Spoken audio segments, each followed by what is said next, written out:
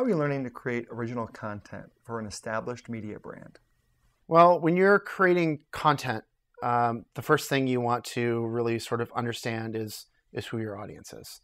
Over the course of the last year and some change, VH1 has worked really closely with a market research organization, gone all over the country, found out what people like about VH1, what they don't like about VH1, what they see VH1 as doing, and what they see them as not doing.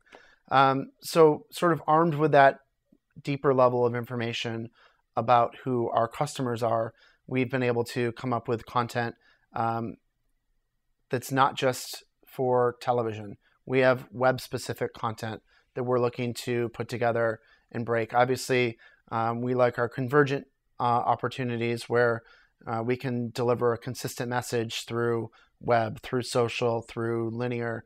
But there's also, we realize that people do consume content, our audience does, through different means and different platforms. And something that would work, say, on the web might not necessarily work on TV.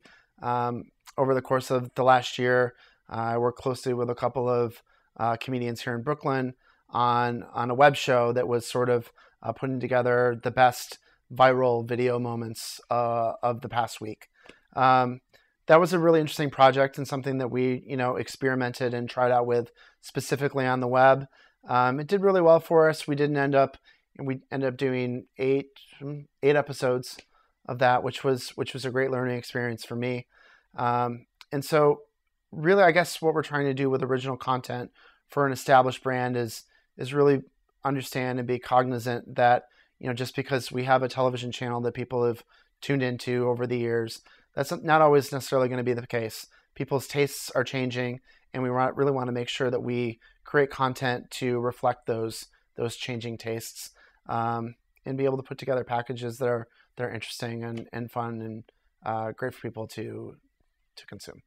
How much exposure do you have on to the business side and the whole advertising supported element of? Yeah, obviously without advertiser support and without people tuning into our projects, we wouldn't have projects to do. There's our channel, and then there's our digital. And as we're continuing to grow our digital, one of the great ways to do that is to partner with advertisers who have goals that they want to put together and are also able to support digital programs for us. So I work really closely with our advertising sales team to understand which clients are looking to do specific things, if they have new campaigns coming out, if they have new brand messaging they're interested in, how they're looking to attach themselves to cool things like music and celebrity in interesting and fun ways that helps elevate their status with their customers and also helps elevate ours. So, working with advertisers is a great way for us to fund and support original content. And so really sort of helping to understand their goals and what they're looking to achieve is a huge part of it.